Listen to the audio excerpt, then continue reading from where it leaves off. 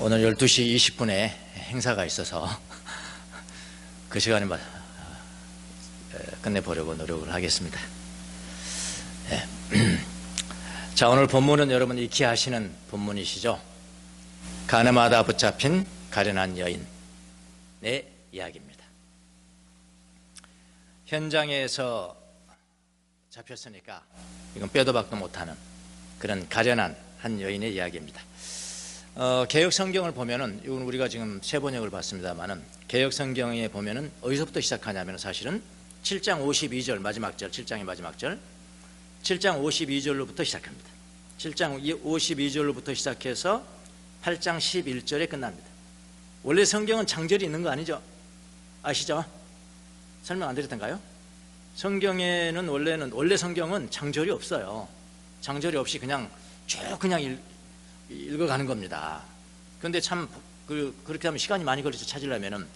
그 가늠하다 붙잡힌 여인의 이야기를 오늘 살펴보시겠습니다. 그러면은 뭐 반나절 좀 걸릴 거죠. 처음부터 다 봐야 되니까 어디에 나오더라. 그래서 이런 것을 좀 줄여주기 위해서 나중에 후대에 장절을 붙인 겁니다. 이번에 1장 1절부터 2장 2절. 그래서 장절은 어디서부터 정확하게 끊겼다, 그건 아니에요. 그런 것은 무시할 곳들이 상당히 많이 있어요. 예, 오늘도 마찬가지죠. 오늘 본문에 제가 이제 1절부터 읽었습니다만 사실은 7장 52절부터 시작합니다. 그런데 특이하게 개역성경 같은 경우는 거기에 가로가 돼 있어요. 가로가 7장 52절부터 8장 11절까지 가로입니다. 예. 보통 성경에 가로가 있다는 것은 어떤 사본에는 이게 있고 어떤 사본에는 없다, 그런 이야기입니다. 성경은 사본이 많죠. 원본은 하나도 없습니다. 성경의 원본이 우리나라에 하나라도 있으면 우리 청년들 고민 안 해도 됩니다. 부자로 살 거예요. 전 세계 사람들 그거 보러 오니까 뭐 모세 지팡이라든지 뭐 이런 거, 모세 무덤이라든지 십계명 돌판이 하나라도 원본이 있으면은 우리나라 부자 돼요. 근데 그런 일은 없습니다. 왜냐하면 그게 우상이 되거든요. 그래서 성경도 마찬가지예요. 그런데 원본은 없어요. 다 사본인 겁니다. 사본이 많아요. 자, 보통 이제 사본을 할 때 원본을 베껴서 쓴 게 사본이잖아요. 지금같이 뭐 제록스로 그냥 베껴 써버리면은 다 똑같죠? 그렇잖아요? 예, 이렇게 뭐 복사, 붙이기 하나도 안 틀리는 거예요. 얼마나 감사한지 몰라 지금은요. 근데 그 당시에는 그게 아니고 그런 게 없어요. 손으로 다 써야 되는 거예요. 원본을 손으로 이렇게 쓰면은 아무리 정확하게 쓰는 사람도 200자 가운데 한 자가 틀린다니까요. 저 같은 경우는 지금도 뭐 얼마나 많이 틀리는데요. 뭐 200자 가운데 한 자가 틀리니까 그 사본, 가장 먼저 원본에서 베낀 사본이 가장 정확하겠죠. 근데 그 사본을 보고 또 사본을 또 만들면 또 200자 가운데 또 하나 틀리는 거야. 그러니까 사본이 오래될수록 정확하고 최근에 저갈수록 부정확하고, 이제 그런 것을 연구를 해서 가장 원문에 가까운 사본을 찾고 가장 원본의 성경이 뭐냐라는 것을 연구하는 학문을 비평학이라 그렇게 이야기해요. 성서 비평, 정확하게는 본문 비평 이런 거. 야, 이게 장르가 뭐냐? 이거 문학 비평. 또 그다음에 양식, 이 양식이 뭐냐? 양식 비평 이렇게 해요. 예전에는 이제 자유주의 신학자들만 이거 공부를 했는데 지금은 안 그렇습니다. 지금 보수에서 그래서 다 그 공부해요. 왜냐하면 보통 자유주의 신학자들이 상당히 학문적이고요, 또 깊이가 있어요. 솔직히 말하면 제가 자유주의가 아니기 때문에 말할 수 있잖아요. 다른 사람 칭찬하는 것이가. 근데 요즘은 이제 보수적인 서클에서 다 이제 그런 거 연구를 하게 됩니다. 이것 중에 오늘 본문도 그 중에 하나예요. 원래 애초에 어떤 사본들에는 이게 없는 거예요. 근데 나중에 후기의 사본에는 이게 들어가 있는 거예요. 그러니까 이거는 이 가늠하다 붙잡힌 여인의 이 이야기는 요한이 쓴 것이 아니고 좀 떠돌아다니던 전승이었죠. 전승이라는 게 뭐냐면은 이게 사실인 거예요. 이런 일이 있었던 거예요. 이런 일이 있었는데 이게 성경을 넣을까 말까 하다가 나중에 사본에 이제 성경이 들어가 있다는 거죠. 그러니까 요한의 글체하고는 조금 달라요. 오히려 이 글체는 누가복음에 있어야 더 맞는 것이 아닌가라고 학자들은 이야기를 합니다. 그러고 저러고 그게 언제 들어왔는지 어떤 전승인지 그거는 학자들의 몫이고 제 몫은 아니에요. 저는 이제 설교하는 사람의 몫이니까. 그런데 이게 왜 하필이면 7장에서 8장 사이에 있냐? 왜 거기 있을까? 그거는 저는 이렇게 이야기를 합니다. 학자들이 그것도 학설이 묻고 왜 있냐는 것은 학자들의 몫이고 성령님께서 하셨지 그건 제 몫입니다. 이거 성령님께서 하신 것이다. 만약 실수로 사람들이 여기에 넣었다 할지라도 하나님 사람의 실수를 이용해서 성령님은 일할 수 있는 분이니까 저는 그렇게 이야기해야 됩니다. 예, 그렇게 하지 않으면 나는 학자가 되는 거예요. 여기서는요. 저는 학자가 아니고요. 설교자죠. 설교자니까 성령님께서 배치하셨다. 여기에 딱 배치하셨다. 왜 배치하셨을까? 성령님께서 그걸 물으신다면 나중에 여쭤보세요. 가서 여쭤보시고요. 그럼 당신의 의견은 뭐냐? 그럼 제 의견은 말할 수 있어요. 제가 곰곰이 묵상을 해봤습니다. 7장과 8장은 다 어느 환경에서 쓰여진 성경이냐면은 초막절입니다. 초막절에는요 일주일 동안 그 의식을 지키는데 굉장히 중요한 의식 두 가지가 있습니다. 하나는 뭐냐면은 물 깃는 의식이에요. 물 깃는 의식. 그건 지난 시간에 봤습니다. 물을 실로암 물에서 떠가지고 성전에 붓는 의식이거든요. 그걸 보면서 예수님께서 말씀하셨죠. 그 완성자가 나다. 내게 오는 자는 그 배에서 생수의 강이 넘칠 것이다. 그러니까 그 물 깃는 의식의 완성자가 예수님이세요. 그건 지난 시간에 봤습니다. 7장에 나옵니다. 그 다음에 이제 8장에 12절부터 새롭게가 아니라 그 의식, 그러니까 초막절의 의식이 연결되는 거예요. 근데 중간에 이 이야기가 있다니까요. 8장 12절부터는 뭐가 나오냐면은 두 번째 초막절의 의식으로 무슨 의식이냐면은 횃불 의식입니다. 횃불을 밝히는 거예요. 불고요. 그럼 예수님께서 그 의식을 보면서 예수님이 또 말씀하세요. 내가 세상의 빛이다. 촛불이래. 횃불의 완성자가 나다. 내가 세상의 빛이야. 내 안에 있는 사람은 빛 가운데 있는 것이고 내가 없는 사람은 여전히 어둠 가운데 있다. 그런 의미거든요. 양쪽이. 근데 앞에 중간에 이제 이 예수님이 현장에서 가늠하다 붙잡힌 여인의 이야기가 나오는데 그럼 이게 왜 여기 들어갔을까? 이건 제약입니다. 정확한 것은 저는 예수님 앞에 제가 받질 않았어요. 나중에 가서 여쭤보세요.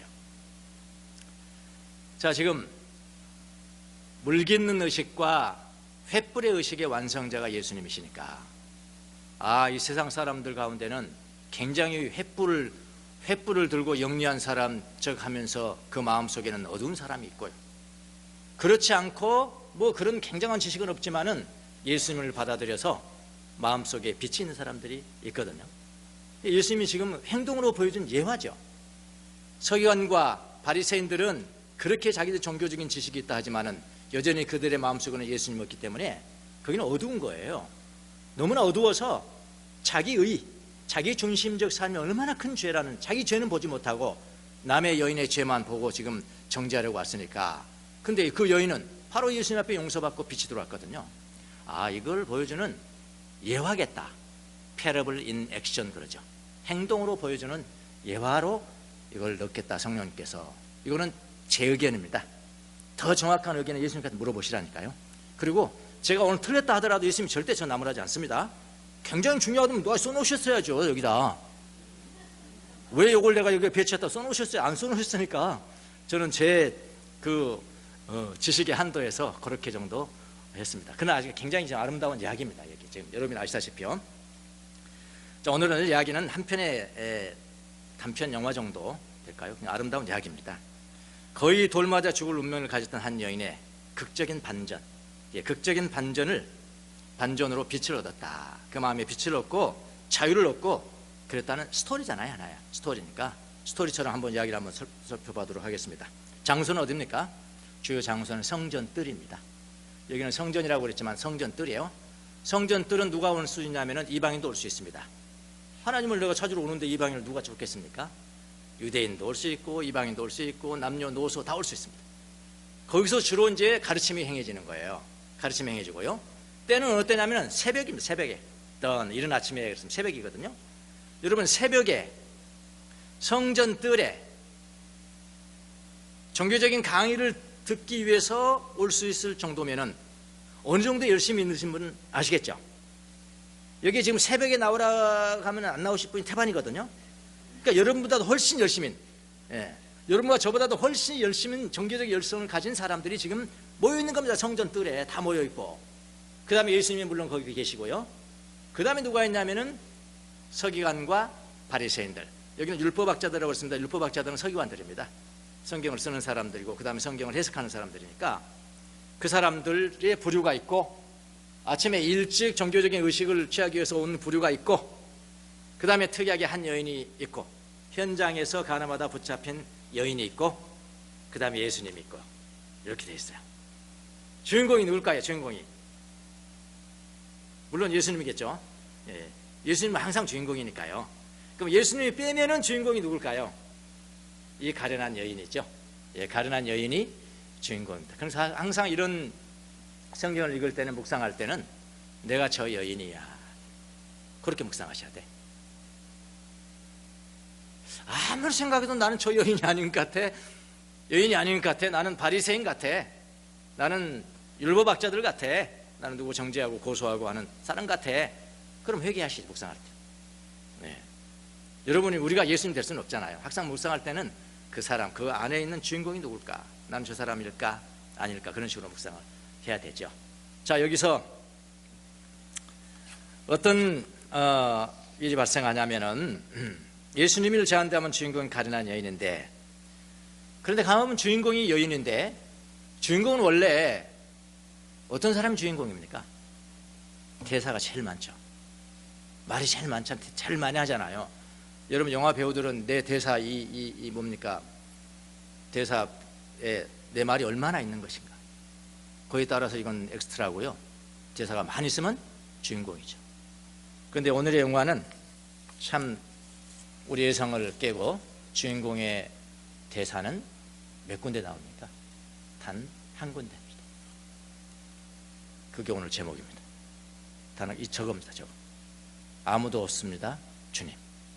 물론 우리 성경에는, 우리 세번역에는 주님 한 사람도 없습니다. 그게 너무 좀 극적이지 않은 것 같아요. 그래서 다른 번역본을 다 찾아봤어요. 제가 한국 성경 어떤 게 더 참 극적으로 있을까 봤더니 공동 번역이라는 게 있어요. 공동 번역에는 오늘 제목입니다. 아무도 없습니다, 주님. 그래서 오늘 그 공동 번역에 있는 말씀을 가지고 제목을 삼았습니다. 근데 이 말씀을 여인이 딱 하고 난 다음에 바로 말 후에 예수님께서 뭐라고 말씀하시냐면, 나도 너를 정죄하지 아니하노니 가서 이제부터는 다시는 죄를 짓지 말라 하고 영화가 끝납니다. 근데 예수님 마지막 말씀이 마치 여인의 이 말을 기다렸다는 듯이 기다렸다가 바로 하시거든요.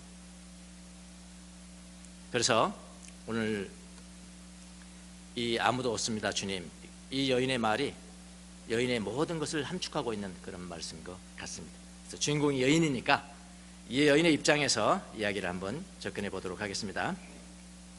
그럼 예수님이 오늘 행동과 모든 말은 이 주인공인 여인을 향해서 있는 것인데, 여인을 배려하기 위해서 있는 거잖아요. 여인을 배려, 끝까지, 처음부터 끝까지예요, 사실은요. 자, 처음에는 여인이 뭘 배려했냐면요, 뭘 배려했냐면은 첫 번째 이 여인을 위해서 배려한 게 있습니다. 하나님, 예수님께서. 그게 뭐냐면은 시간 벌기입니다. 자, 시간 벌기. 본문에는 안 나와요. 이건 내가 시간 벌기다, 그런 이야기 안 나오거든요. 한번 보세요. 예수님이 새벽에 성전에서 사람을 가르치고 있는데 율법학자들과 바리새인들이 가나마다 현장에서 붙잡힌 여인을 강제로 끌고 왔습니다. 그리고 예수님에게 묻습니다. 모세의 율법에는 이런 사람은 돌로 쳐 죽이라고 되어 있는데 당신은 어떻게 말하겠습니까? 당신은 어떻게 말하겠습니까? 라고 질문합니다. 그런데 갑자기 예수님이 대답을 안 해요. 들은 척도 안 해요. 들은 척도 안 하는 대신에 이상한 행동을 하십니다. 몸을 굽히고 손가락으로 땅에다 무엇인가를 쓰십니다. 한 번도 아니고 두 번입니다. 6.8절. 두 번을 그랬어요. 두 번에 무엇인가를 쓰십니다. 이런 이상한 행동을 하십니다. 무슨 글일까요? 내용이 뭘까요? 묵상하셔야지. 모르면 묵상하셔야 돼요. 네. 내용이 뭘까요? 어떤 분들은 이렇게 이야기합니다. 나는 내가 지난 여름에 무슨 일을 하고 있는지 다 알고 있다. 그걸 쓰셨다는 거예요. 또 어떤 분이 이렇게 말씀하십니다. 계명을 쓰셨다. 계명. 내 이웃의 아내를 탐하지 말라. 이런 계명을 쓰셨다는 겁니다. 그런데 가만히 보면요, 단 한마디도 안 나오죠, 성경에. 뭘 쓰는 단 한마디도 안 나옵니다. 그렇다면 내용은 중요하지 않다는 거죠. 내용은 중요하지 않아요. 만약 중요했다면 나왔었어야죠. 두 번째 이거다 말이야. 아니면 청중들이 말을 통해서라도 뭐 나오든지 나왔어야 되죠. 내용은 중요하지 않습니다. 더 중요한 것이 있습니다. 그래서 뭐냐면 예수님의 이 행동은 단지 시간을 벌기 위한 행동이었습니다. 이건 저만의 해석이 아닙니다. 유력한 주석선 다 이야기합니다. 단지 시간을 벌기 위한 행동이었다. 만약 시간을 벌지 않았다면 어찌 됐을까 한번 생각해 보세요. 여러분이 저 여인의 입장에 한번 들어가 보시라고요. 그리고 사람들은 지금 지켜보고 있습니다. 계속해서 지금 이야기합니다. 계속해서 빨리 대답하시오. 성경이 보면 원어는 계속해서 막 묻고 있는 거예요. 예수님이 들은 척도 안 해. 들은 척도 하고 그것만 쓰는 겁니다. 만약에 예수님이 시간을 벌지 않고 그 즉석에서 사람들이 다 지켜보는 곳에서 예수님이 그 여인에게 어떤 행동을 취한다. 만약에 말을 한다. 사실이냐? 때는 언제냐? 장소는 어디냐? 상대방 누구냐? 상대방은 안 데려왔어 진짜. 우리 상대방 데려와야 돼. 이거 페미니스트들이 봤으면 난리 겠다 주고 진짜 여자만 데리냐고 왜? 율법에는 둘 다 한대. 거기서 정죄했겠죠? 지금 물어봤겠죠? 신문했겠죠? 예수님이? 사실인가? 자, 자백해라 빨리 자백해라. 그렇다고 한번 가정을 한번 해보세요. 다 사람들이 지켜보는 가운데서 이 여인의 죄를 묻고 자백하라. 그래야 내가 널 용서해 줄 수 있다. 그렇게 한번 가정해 보세요. 이 여인의 상태는 더욱더 최악으로 갈 수밖에 없습니다. 여러분 아시겠습니까? 최악입니다. 그곳에 있던 사람들이 더욱 그 여인을 정죄했을 거예요. 그 여인의 지금 초점은 예수님 아닙니다. 누구겠습니까? 자기는 쳐다보는 시선 아니겠습니까? 예수님의 시선만 봤다면 간단하죠. 사실은요. 없는 것처럼 얘기해요. 그럴 수 있습니까? 지금 이 상황에서 그 여인의 시선은 오직 그 사람들에게 가 있는 겁니다. 예수님은 이것을 보신 거예요. 이 상태에서 예수님은 이 여인에 대한 인격적 돌봄이 무엇이겠습니까? 인격적 돌봄도 좀 인격적이어야 돼. 죄를 묻고 죄를 자백하는 것도 인격적이에요. 용서하는 것도 인격적이세요.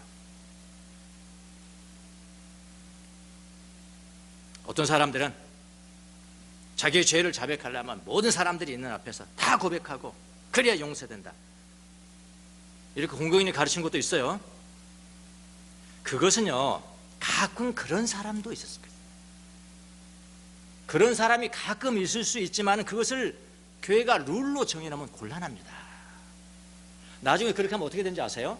죄를 고백하면서도 교만해져. 아시겠습니까?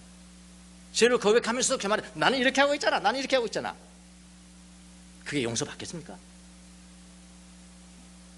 절도화시키면 곤란해요. 이 여인 같은 사람에게는 해당되지 않습니다. 그것이 해당되는 모든 사람에 해당되는 게 아니에요. 그렇게 절도화시키면 큰일 난다니까요. 예수님이 이 가련한 여인을 얼마나 인격적으로 되어 있는가를 우리가 알 수가 있습니다. 여러분들 예수님이 이런 면이 계신가? 여러분 체험했다면 예수님은 더 사랑하게 돼요. 너무 인격적이셔. 두 번째 예수님이 몸을 굽혀서 손가락으로 무엇인가를 쓰실 때도 무엇을 썼냐는 나와 있지 않습니다. 더 중요한 것이 있었습니다. 예수님이 아무도 보지 않겠다는 표시가 더 중요합니다. 아무도 안 보겠다. 빨리 가라는 이야기야. 아무도 보지 않는 상태에서 뭘 주냐? 뭘 보는 것이냐? 시간을 보는 거예요. 시간. 여러분 지금도 예수님은 우리 죄인들 여러분과 저를 대할 때 인격적으로 대하세요. 다 불어라 이 죄인아 하시면서 강제로 창피를 주시는 그런 분이 아니세요. 절대로 하나님 그런 분 아니세요. 인격적이세요. 누구든지 드러낼 자신이 있는 죄가 있고 드러내지 않고 예수님께만 말하고 싶은 죄도 있어요. 사람들은 각 사람을 대하세요. 각 사람. 일괄 도매급으로 그러면 그 자기 하나님 곤란해집니다. 예수님은 각 사람을 그렇게 대하십니다. 여러분 이걸 체험하셔야 돼요. 너무 예수님이 인격적이시다. 너무 제 사정을 잘 아신다. 너무 제 처지를 잘 아신다. 너무 제 상황을 잘 아신다. 그런 예수님. 자, 첫 번째는 시간을 벌었다. 두 번째 배려하신 단계. 이 가련한 여인을 위해서 배려한 것이 뭐냐? 심판을 누구한테 먼저 하느냐? 그를 잡아온 이 고소하는 사람들에 대한 심판을 먼저 하십니다. 바리새인과 율법학자들이 이 여인을 끌고 온 동기가 불순합니다. 동기가 불순한데 거기서 예수님이 대답하겠어요? 너희들부터 내가 심판해야 되겠다는 거죠. 동기가 불순합니다. 진정으로 여인을 벌하기 위해서 고소하는 것이 아닙니다. 예수님을 시험해서 올무에 붙잡게, 올무를 예수님을 고소하려고, 고소권을 어떻게 찾을까, 지금 이런 마음이거든요. 거기에 두고 이런 분별이 잘 돼야 되는 거예요. 그래서 진정으로 심판을 하려고 하였다면 남자도 끌고 왔어야 된다고 저는 생각합니다. 그것이 율법이에요. 출애굽기에 나오는 율법입니다. 그리고 자신들은 그런 죄가 없어야 돼요. 심판할 자리에 있습니까, 자기가? 그들은 이 여인의 죄를 보았지만 그들 속에 있는 어둠 때문에 눈이 멀어서 자기 중심성, 내가 종교인으로서 얼마나 내가 의로운 사람이야, 자기의가 죄라는 것은 보지 못하는 사람들입니다. 이들이 질문합니다. 뭐라고 질문합니다? 모세의 율법에 의하면 돌로 쳐 죽이라고 하였는데 당신은 어떻게 말하겠습니까? 말로 책 잡으려고 하는 거죠. 근데 예수님 말하겠어요? 어떻게 말하겠습니까? 예수님은 그들의 죄를 잘 알아차렸습니다. 만약에 두 가지겠죠. 말로 한다면 돌로 쳐 죽이라, 율법대로 시행하라. 두 번째는 뭐예요? 죽이지 말아라. 죽여라, 죽이지 마라. 만약 죽이라고 했다면 그 당시 로마 정부가 이제 이스라엘을 점령하고 있으니까 법을 바꿨습니다. 어떻게 바꿨냐면은 이스라엘 사람들은 사형을 선고하고 집행할 권한이 없다. 로마 정부가 갖는다. 단 하나만 예를 든다. 그건 뭐냐면 신성 모독죄. 그거는 예를 두겠다. 그럼 여기서 예수님이 죽여라, 그래서 돌로 쳐 죽였다? 그럼 뭘 어긴 것입니까? 로마 법을 어긴 겁니다. 그럼 당장 잡혀가야 돼요. 그렇죠? 로마 법을 어긴 거예요. 그렇지 않고 용서한다, 죽이지 마라, 그래서 뭘 어긴 겁니까? 율법을 어긴 겁니다. 로마 법을 어기든지 율법을 어기든지 예수님 다 걸리는 거예요. 이걸 알고 이 서기관과 바리새인들이 이 질문을 하는 겁니다. 예수님은 그들의 죄를 잘 알고 그들부터 먼저 심판하는 말씀을 던집니다. 무엇인가 쓰시고 난 다음에 너희 중에 죄 없는 자가 가장 먼저 돌을 던지는 사람이 되어라. 율법에는 이제 증인이 나가잖아요. 증인이 나가서 이 사람 저 봤습니다, 제가 이런 죄를 졌습니다. 증인이 진짜라면은 그 사람을 향해서 돌을 던지는 가장 첫 번째 사람이 누구냐? 증언한 사람이에요. 증언한 사람이 던져야 됩니다. 그런데 허위 증언을 했다, 위증을 했다, 그러면 그 돌을 가장 먼저 맞아야 될 사람은 그 증인입니다. 예수님이 그렇게 말씀하십니다. 너희 중에 죄 없는 자, 여기 죄 없는 자라는 것은 형용사거든요.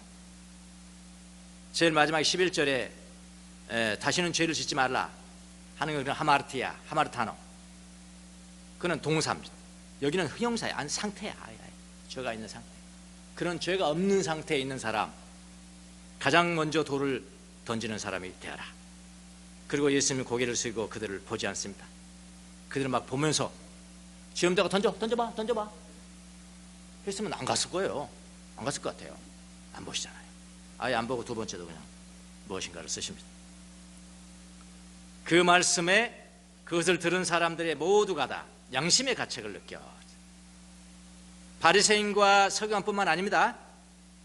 새벽에 기도하러 왔던 모든 사람들입니다. 모든 사람들이 양심의 가책을 느껴 노인들로 시작해서 모든 사람이 다 돌아갔습니다.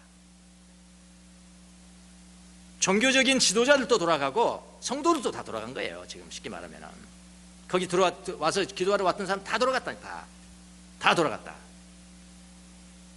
성전에 미리 와서 기도하던 사람도 돌아갔다는 게 참 아이러니하죠.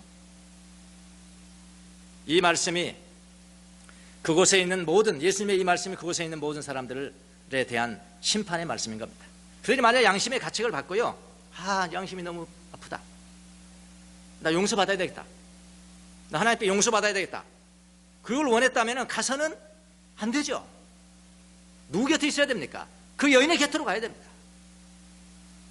난 똑같은 사람, 주님 나 이 사람하고 똑같은 사람이에요, 나를 죽이든지 말든지 해주세요. 그렇게 했어야 돼요. 모두가 자리를 떠났죠. 아이러니하죠. 가련한 여인 곁에 동일인으로 서야 되는 입장이었는데 다 갔습니다. 이것이 그들에 대한 심판입니다. 자, 주님이 가고 난 다음에 마지막으로 이 여인을 위해서 배려한 게 있습니다. 무엇을 배려했을까요? 그 다음에 용서를 선포합니다. 다 가고 난 다음에 이 배려죠. 용서요. 11절. 이제 예수님과 그 여인만 남습니다. 그 여인은 도망가지 않습니다. 도망갈 수도 없고요. 예수님 앞에 홀로 남습니다. 이것은 무슨 의미일까요? 제 앞에는 예수님 당신밖에 없습니다. 당신이 나를 죽일 수도 있고, 이제는 당신이 나를 죽일 수도 있고 나를 살릴 수 있다는 그런 의미입니다. 내 인생은 당신의 손에 맡겼다는 그런 의미입니다. 주님이 여인에게 묻습니다. 사람들은 어디 있느냐? 사람들은 어디 있느냐? 정죄하는 사람이 있느냐? 여인이 대답합니다. 아무도 없습니다, 주님. 아무도 없습니다, 주님. 이 말씀에 예수님이 선포를 합니다. 나도 너를 정죄하지 않는다. 가서 이제부터는 다시는 죄를 범하지 말아라. 이 말씀을 들으면서요, 이렇게 오해하시는 분들이 계세요. 아, 참 예수님 너무 쉽게 죄를 용서하시네. 너무 쉽게 용서하시네. 너무 가볍게 용서하시네. 그렇게 오해하시는 분이 계실지도 모르겠지만, 여러분, 예수님의 이 용서는요 결코 가벼운 것이 아닙니다. 가벼운 것도 아니고 값싼 것도 아니에요. 용서를 선포했지만은 이제는 예수님께서 그 돌을 맞으셔야 돼요. 그 연약에 던져지는 돌을 대신 맞으시고 예수님께서 십자가에 못 박혀 죽으시는 것이 남아있어요. 지금요. 값싼 게 아니에요. 그냥 용서한 게 아니에요. 가벼운 것이 아니라는 증거는 또 있습니다. 지금부터는 다시는 죄를 짓지 말라. 지금부터 다시는 죄를 짓지 말라고 명령을 하십니다. 그 여인은 자유함을 얻습니다. 용서가 무엇인지 가슴으로 체험합니다. 빛이 들어온 것이 무엇인지를 가슴으로 체험합니다. 용서해 달라고 말하지 않았어요. 다 아세요, 예수님. 전설에 의하면 이런 전설이 있다고 합니다. 막달라 마리아 아시잖아요, 성경에. 막달라 마리아가 그 여인을 죽이기 위해서 모아놨던 그 돌멩이 하나를 가슴에 품고 옵니다. 가슴에 품고 와서 예수님은 돌멩이를 가지고 가니까 예수님이 물었습니다. 야, 그 돌멩이를 왜 가지고 가냐? 그 돌멩이를 왜 가져가는데? 그랬더니 마리아가, 주님, 저는 이 돌멩이를 가지고 가서 나는 시간 날 때마다 묵상할게요. 돌멩이를 가지면서 묵상할게요. 예수님이 말씀하시기를, 내려놓아라. 내려놓아라. 그 여인은 다시는 죄를 짓지 않을 것이다. 그가 빛을 받았다는 것을 확신하는 것이죠. 자, 제가 설교 모두에 주님이 무엇을 쓰셨을까라고 물었습니다. 다시 한번 돌아가 보겠습니다. 뭘 쓰셨을까? 도대체 뭘 쓰셨을까? 여러분이 많은 생각을 하시죠? 여러분이 생각하는 거 다 맞을 수 있습니다. 왜냐하면 성경에 나와 있지 않으니까. 정답이 없어요. 정답이 없는. 그런데 어느 영성가들이 연구를 했습니다. 깊이 묵상하고 이 현장에 가장 잘 맞는 글씨가 무엇일까? 예수님이 쓰신 글씨 중에 현장에 가장 잘 맞는 글이 무엇일까를 연구를 했습니다. 연구를 해가지고 이렇게 이야기를 했습니다. 주님께서 두 번에 걸쳐서 이 여인 앞에서 글씨를 썼는데, 무엇인가를 썼는데 주님께서 쓰신 것은 글씨가 아니다. 글씨가 아니고 주님은 여인을 돌아가면서 금을 그으셨다. 금. 이 금이 뭐죠? 금이라는 게 뭐죠? 출입 금지, 침범 금지. 이 여인은 내 피로 산 내 자녀다. 아무도 침범하지 못한다. 내 사랑을 침범할 수가 없다. 금을 그으셨다는 것. 그 상황에 가장 잘 맞는 글씨라고 이야기를 합니다. 이 여인은 내가 피로 산 자녀다. 그 누구도 침범할 수 없다. 그 누구뿐만 아니라 이 세상의 권세 천사, 죽음과 삶, 그 무엇도 이 여인을 침범할 수 없다. 그랬다. 저는 감동이 되더라고요. 설교를 준비하면서 이걸 내가 말로 어떻게 설명할 수 있을까? 그림으로 좀 보여줄 수 있는 그림이 참 있으면 좋겠다. 그림을 막 찾았어. 구글에 가서 이런 가늠하다 현장에서 붙잡힌 여인의 그림 예수님이 무엇을 쓰셨을까? 아무리 찾아봐도 그림이 안 나오는 거예요. 아무리 이건 보여줄 수는 없겠구나. 내가 그릴 수는 없고 나는 제 노트에다 영성인지 노트에다 그렸어요. 여인 그리고 동그라미 금을 딱 그렸어요. 이건 저만 보는 정도의 수준입니다. 이걸 여러분한테 어떻게 보여주겠습니까? 예? 근데 마침 그 시간에 누가 전화가 왔냐면 박혜원이 전화가 왔다고 온 거야. 참 신기하죠? 예. 박혜원이 전화 와가지고 뭐라 주일날 나온대. 그래 주일날 한번 보자. 끊고 나니까 저 양반이 와가지. 그 다시 전화했잖아. 제가 다시 전화해가지고 요한 보고 8점에 이런 일이 얘기하는데 알아듣겠어? 근데 그림이 아무도 없어. 아무것도 없었냐. 그랬더니 확신하진 않고 그냥 끊었어요. 확신하지 않고 끊었는데 안 그려주는 모양이다. 안 그려줄 모양이다. 그러고 토요일이 됐는데 전화가 온 거예요. 목사님 그렸습니다. 지금 잘 그렸어요. 이 그림이 그 그림입니다. 네. 십자가 준 것은 제가 이제 준 건 알고 이거는 박혜원 화가의 아이디어고요. 금을 이렇게 부어주세요. 그래서 제가 뭐 또 이렇게 그림값을 줄 수가 없어서 자네 이름이나 좀 써놓지. 그래 이름도 써놓지. 그림 이렇게 써놨거든요. 오늘 설교가 끝난 즉시로 이거는 공개될 수 있습니다. 밴드에 올려놓을 테니까 여러분 이렇게 열심히 금을 그어서 보호가 필요한 사람들이 여러분 주위에 있다면 사진 딱 보내주세요. 딱 보면 알잖아요. 나를 이렇게 보호하시는 것이구나. 여러분 예수님 말씀처럼 죄 없는 자가 먼저 돌을 들어라. 여러분 우리 모두는 죄인입니다. 여러분도 죄인이고요. 저도 죄인이고요. 주님의 용서가 필요한 자들 우리 모두를 주님이 보호의 금을 그어주시지 않았다면 우리는 돌 맞아 죽어도 싼 마땅한 자들입니다. 그렇지 않습니까? 그러나 주님이 보혈로 용서하시면서 우리는 보호를 받는 주님의 보호를 받는 하나님의 자녀가 된 것입니다. 이제는 그 어떤 것도 저 보호의 라인 속으로 들어올 수가 없습니다. 환난도 들어올 수 없고 권고도 핍박도 헐벗음도 위험도 칼이나 죽음도 삶도 천사도 그 어떤 피조물도 우리를 주님 안에 있는 하나님의 사랑에서 끊을 수가 없다. 다른다. 바울 사도는 로마서 8장에 그렇게 묘사를 했잖아요. 아무도 없습니다 주님. 아무도 없습니다 주님. 나에게는 주님만 남아 있습니다. 그렇게 외치는 거 아닙니까? 그때 주님은 우리를 보혈의 라인으로 둘러주시고 보호해 주시는 것입니다. 주님은 사랑의 하나님이세요. 우리의 죄를 지은 그대로 갚지 않으십니다. 우리의 잘못을 지은 그대로 저지른 그대로 갚지 않으시는 분이 그분은 자비로우시고요 은혜로우시고요 노하기를 더디하시고 사랑이 인자가 그지요 끝이 없으십니다. 여러분은 어느 부류입니까? 지금 사람들이 많이 나왔잖아요. 성전 뜰에 그냥 새벽에 나온 분들이세요? 새벽에 많이 나온 분들이세요? 얼마나 존경이 많은지 말이죠. 주님의 자비는 몰라. 용서의 자비는 몰라. 서기관과 바리새인들의 부류 얼마나 종교에 정통한지 메스터예요. 메스터. 종교적인 문제 메스터예요. 율법의 메스터입니다. 자기 의가 죄인지는 몰라. 어둠에 있어. 그럼에도 불구하고 그 부류입니까? 아니면 그 여인 가련한 여인이잖아요. 아무것도 할 수 없잖아요. 아무것도 할 수 없어요. 말 한마디도 없어요. 주님의 뜻에 맡겨 죽든 죽이든지 살리든지 죽이는 삶이 주님께서 할 수 있습니다. 이제는 아무도 안 보입니다. 아무도 없습니다. 주님만 계십니다. 여러분은 어느 부류입니까? 바리새인입니까? 새벽에 기도하러 온 사람들입니까? 아니면 그 여인과 동일한 자입니까? 주님의 보호를 영원히 받고 살아가시는 여러분이 되시기를 예수님 이름으로 축원합니다. 기도하겠습니다.